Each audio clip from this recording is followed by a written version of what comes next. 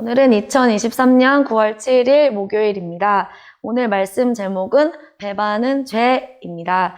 말씀 주소는 누가복음 22장 1절에서 6절 말씀입니다.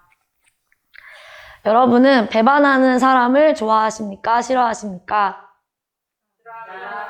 여러분은 배반하는 사람을 옆에 두고 싶습니까?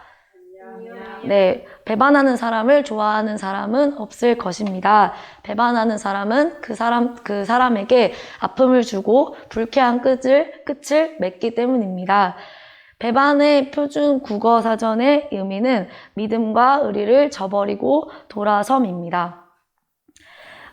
오늘 말씀 속에서 배반하는 사람이 등장합니다.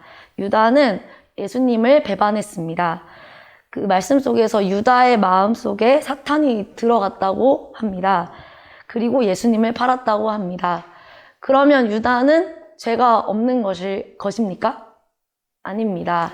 결국 예수님을 판 사람은 유다입니다. 예수님을 팔고 배반한 행동을 한 사람이 유다인 것입니다. 왜냐하면 유다가 스스로 마귀에게 마음과 생각을 내주었기 때문입니다. 유다는 예수님의 공생의 기간 동안 예수님 옆에서 예수님의 기적을 보고 예수님의 가르침을 받으며 예수님과 함께 살았습니다. 그럼에도 불구하고 이 끝을 배반으로 맺었습니다.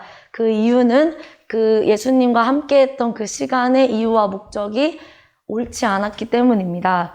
그리고 스스로 제대로 생각하지 않았기 때문입니다. 우리도 역시 마찬가지입니다. 우리가 세일에 산다고 해서 세일에 있는 이 시간들이 우리가 하나님 믿는 믿음의 사람이라고 증명하지 않습니다. 우리 스스로 마음과 생각을 예수님 앞에서 똑바로 지켜야 합니다. 계속해서 깨어서 예수님의 이름으로 악한 것들을 물리치며 스스로 사랑의 모습을 선택해야 하고 예수님을 닮은 모습으로 살아야 합니다. 그게 바로 배반하지 않는 사람의 모습입니다. 아니면 오늘 말씀 속에 있는 유다처럼 예수님을 배반했던 유다처럼 우리도 예수님을 배반하는 자리에 들어갈 수 있습니다. 그것은 저주이니 우리 모두 깨어서 그 자리에 들어가지 않아야 합니다. 또한 깨어 기도드리며 마음과 생각을 지키며 살아야 합니다. 그리고 기적과 은혜를 체험했음에도 불구하고 열매 맺지 않는 것이 곧 배반입니다. 배반하는 사람, 배은망덕한 사람은 저주의 길에 들어갈 수밖에 없습니다. 우리 모두는 세일에 살면서 매일매일 기적을 체험하고 살고 있습니다. 이 기적을 주심에도 불구하고 감사하지 않고 그것에 합당한 열매를 맺지 않으면 바로 배반하는 사람이 됩니다. 그래서 계속 깨어서 내 옆에 있는 사람들에게 예수님의 사랑을 전해야 하는 사람이 되어야 합니다. 그리고 구원의 열매를 맺을 수 있도록 기쁨으로 전하고 그 전한 사람을 위해서 간절히 기도드려야 합니다.